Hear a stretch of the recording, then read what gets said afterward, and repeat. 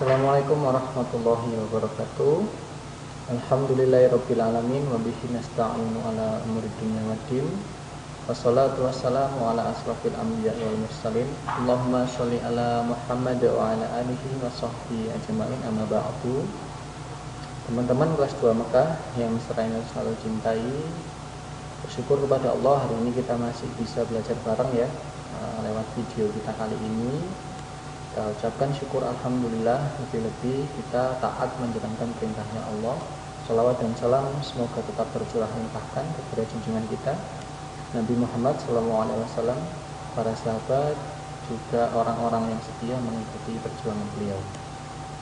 Video ini Mr. Ainur buat karena tadi ada gangguan sinyal ya di sekolah, jadi tidak bisa optimal atau tidak bisa maksimal. Kita membahas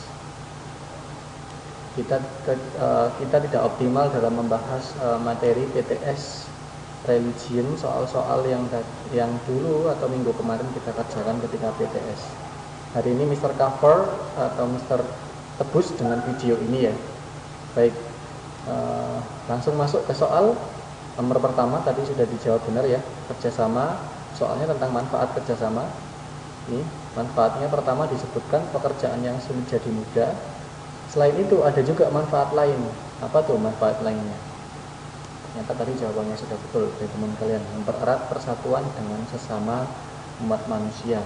Nah, ketika terjalin suatu kerjasama yang bagus, maka nanti akan muncul persatuan yang kuat antara orang satu dengan orang yang lainnya. Nomor 2, sejarah Islam pernah mencatat bahwa Nabi Muhammad pernah bekerja sama dengan penduduk Madinah dalam peristiwa hijrah. Nah ya, dalam peristiwa hijrah di buku kalian ceritanya sudah dibahas detail. Hanya mengingatkan atau mengujikan supaya teman-teman ingat apa peristiwanya ketika Nabi bekerja sama dengan penduduk Madinah. Dan pertanyaan nomor 3 dan nomor 4 teman-teman harus baca ini dulu nih, terjemahannya ini baru bisa menjawab nomor 3 dan 4 ya. Nomor 3 misalnya, pada penggalan ayat di atas kita diperintahkan supaya tolong menolong dalam kebaikan. Nah, tadi Rara ya kalau nggak salah ya, ini sudah dijawab. Nih dalilnya di sini. Dan tolong menolong kamu sekalian dalam berbuat kebaikan dan takwa. Nah, bagus. Jawabannya A. Yang nomor 4, salah satu contoh kegiatan tolong menolong yang sesuai dengan perintah di sini. Yang sesuai adalah yang B ya, memberi bantuan kepada korban banjir dan gempa. Kalau misalnya tolong menolongnya dalam memberi jawaban ujian, ini bukan termasuk tolong menolong yang baik, ini tolong menolong yang curang. Dan ini di ayat ini menurut Islam itu tidak boleh. Ya, apalagi yang tolong menolong dalam mencuri mangga tetangga yang sedang masak pohon ini. Oke, sudah gampang. 1 sampai 4 gampang tentang kerjasama dan tolong menolong. Nomor 5. Allah Subhanahu wa ta'ala mengetahui berapa jumlah daun pohon yang berguguran tiap hari, mengetahui jenis kelamin bayi yang ada dalam kandungan, juga mengetahui beragam jenis ikan yang hidup di dasar lautan, serta mengetahui hal-hal apapun yang tidak dapat diketahui oleh manusia. Banyak kata-kata nih, mengetahui ya, mengetahui. Nah, ini teman-teman, kata kuncinya Mr. Tular ini, diketahui. Nah, maka teman-teman harus tahu mana nih yang sesuai dengan ini tadi, mengetahui. Basor maha melihat, hayat maha hidup, ilmun maha mengetahui. Nah, jawabannya C ya. Cluenya sudah ada di soalnya kalau teman-teman teliti membaca. Sekarang nomor 6, mau tidak mau harus dihafalin nih. Maha hidup adalah arti dari sifat hayat. Kalam maha berbicara, basor maha melihat, hayat adalah maha hidup. Number 7, Allah Subhanahu wa ta'ala memiliki sifat sama. Oleh karena itu ketika kita berdoa hendaknya diucapkan dengan suara yang lembut, karena Allah maha mendengar suara yang lembut sekalipun, karena punya sifat sama. Oke, bagus, gampang. Soal nomor 7 sangat gampang. Nah, ini tentang zat hijau daun. Manusia baru bisa melihat zat hijau daun yang amat menakjubkan seperti pada gambar tersebut dengan bantuan mikroskop atau alat pembesar ya. Sedangkan Allah tidak memerlukan itu karena mempunyai sifat.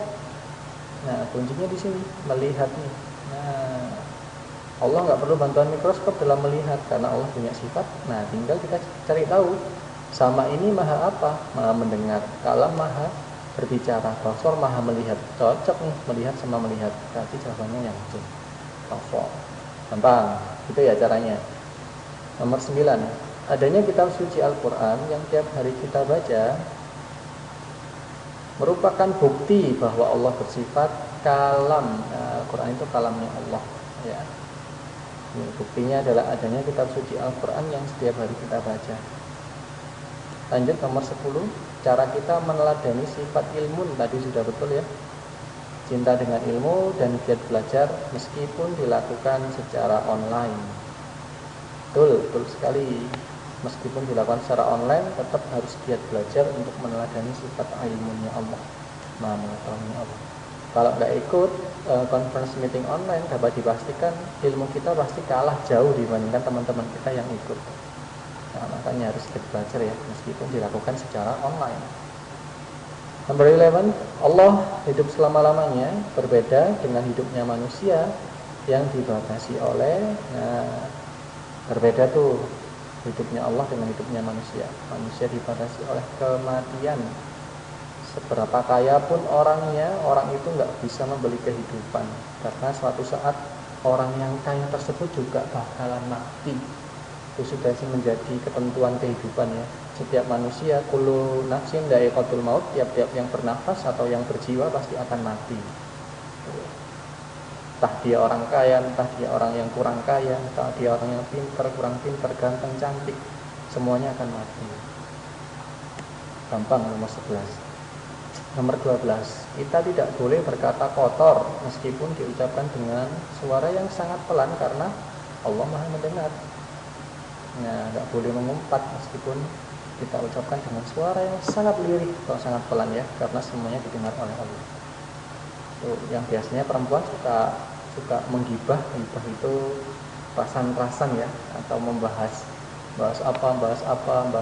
teman di kelas, bahas ini keburukannya dibuka, itu nggak boleh karena Allah mendengar itu semua, nanti akan diganjar dosa sama Allah. Lanjut nomor 13. Bacaannya panjang, memang ingin latih supaya teman-teman terbiasa dengan bacaan panjang. Nanti di tematik pas 3 kalian akan berjumpa dengan bacaan yang panjang-panjang. Sepulang sekolah, Ibrahim bermain dengan para sahabatnya. Di tengah perjalanan, mereka bertemu dengan pohon mangga yang kulit buahnya mulai menguning dan baunya harum semerbak, menandakan buah mangga tersebut sudah masak pohon. Teman-temannya Ibrahim berencana akan mengambil buah mangga tersebut tanpa izin sang pemiliknya. Ibrahim mengingatkan kepada teman-temannya supaya selalu berpikir dan hati-hati sebelum bertindak, karena semuanya itu tidak lepas dari penglihatan Allah. Nah ini penglihatan, Maha melihat ya kan, tinggal dicari nih apa tuh istilahnya, sifat apa tuh, basor. Nah ada kunci-kuncinya, teman-teman harus teliti. Basor, ada yang jawab selain basor, mungkin jawab sama atau kalam, nanti dicek ya. Akan posting itu jawaban kalian nanti di email masing-masing serius. Nomor 14, Allah Subhanahu wa Ta'ala menyampaikan kalamnya yang tadi Al-Quran tadi ya kepada Nabi Muhammad melalui perantara malaikat Jibril. Gampang. Kalau Mikail ini memberikan rezeki, kalau Israfil ini yang bagian meniup sangkakala. Nanti di kelas 4 kalian mau belajar tentang iman kepada malaikat beserta tugas-tugasnya. Lanjut nomor 15, nama-nama Allah yang baik atau nama-nama baik Allah, arti dari Asmaul Husna. Gampang ya ini ya, nggak perlu kita kupas. Di bawah ini yang tidak hati-hati, yang tidak termasuk dalam tujuan belajar Asmaul Husna. Ini jawabannya adalah C, karena tidak termasuk dalam tujuan belajar Asmaul Husna. Menambah keimanan termasuk, semakin mengenal Allah termasuk. Yang tidak termasuk adalah membuat kita jadi malas. Tuh ya. 17. Allah Subhanahu wa Ta'ala terbebas dari kesalahan, tidak pernah salah, tidak pernah kurang, dan terhindar dari semua sifat tercela, karena Allah memiliki Asmaul Husna Al-Qudus, Maha Suci. Nah, itu ya, Maha Suci, sehingga Allah terbebas dari kesalahan. Dulu masih ingat video nyamuk ya, nyamuk yang sering kita hina barangkali di hadapan kita tercela, padahal itu makhluk ciptaannya Allah. Nah, Gak mungkin nyamuk itu diciptakan tanpa tujuan. Ya, Allah terbebas dari kesalahan itu karena punya sifat Al-Qudus. Al-Qudus ya, yang B. Nomor 18, untuk mengingat bahwa Allah adalah zat yang terbebas dari segala bentuk kesalahan yang tadi Al-Qudus, setiap selesai sholat, orang Islam dianjurkan berzikir dengan membaca kalimat Subhanallah, Subhanallah, Maha Suci Allah. Itu ya. Untuk meneladani atau mengingat bahwa Allah punya sifat Al-Qudus, Maha Suci Allah. Tidak ada yang kesalahan untuk Allah. Nomor 19, Asmaul Husna As-Salam memiliki arti Allah Maha Pemberi keselamatan. Kalau Maha Pemberi rezeki, Ar-Razzaq. Kalau Allah Maha Pencipta, Al-Khaliq. Lanjut nomor 20. Ini gampang. Musibah seperti tabrakan, gempa bumi, tanah longsor, banjir, kebakaran, dan lain sebagainya bisa menimpa kita kapanpun.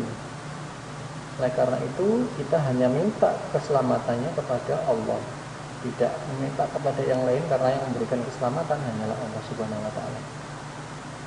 Nah, nomor 21 ini adalah tentang Al-Khaliq ya, tapi fokusnya membahas makhluk gaib. Nah, teman-teman harus amati tabel ini dulu nih.